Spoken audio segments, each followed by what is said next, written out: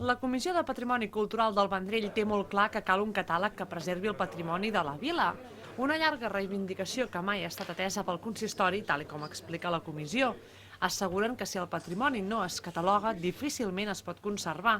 I aquest és el camp de batalla d'aquest grup de vendrellencs coneixedors de la importància de la seva conservació.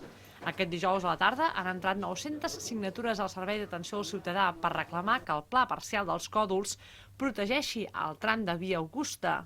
Un pla parcial que queda a tocar de la Nacional 340 i per la zona darrere dels jutjats. De la manera com està aprovat actualment aquest pla parcial, la Via Augusta quedaria absorbida per carrers urbanitzats o bé soterrada. Per tant, el reclam d'aquesta comissió passa per la modificació del pla parcial.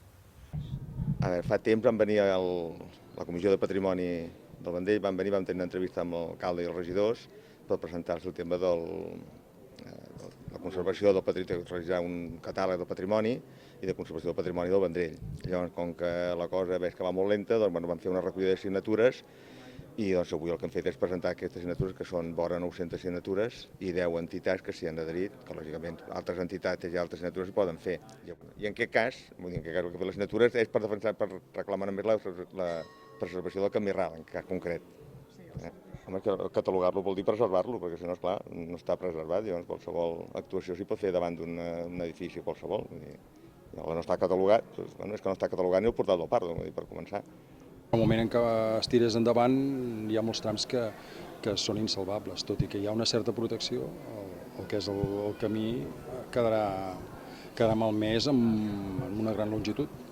Però és que en aquest cas es tracta de la destrucció total de lo que és aquests 400 metres de camí ral i de Via Augusta. I això sí que ens sembla que no ens ho podem permetre els vendrellencs. Està previst, hi ha alguns trams que queden dintre d'algunes zones, podríem dir, de titularitat pública, però no vol dir que quedi conservat el camí. Per una qüestió de cotes, de nivells, suposem que quedarà o soterrat o en algunes parts, i en altres claríssimament haurà de desaparèixer perquè hi passen carrers pel damunt, en sentit perpendicular. Un camí que queda tallat no té utilitat com a camí i per tant perd tota la gràcia, tota la rigorositat del que és el camí. I en el contrasentit que el mateix planejament general i el concret de la zona diu que s'ha de protegir, llavors de cop i volta veus com el que és l'execució mateixa del pla d'urbanització el deixa tallat.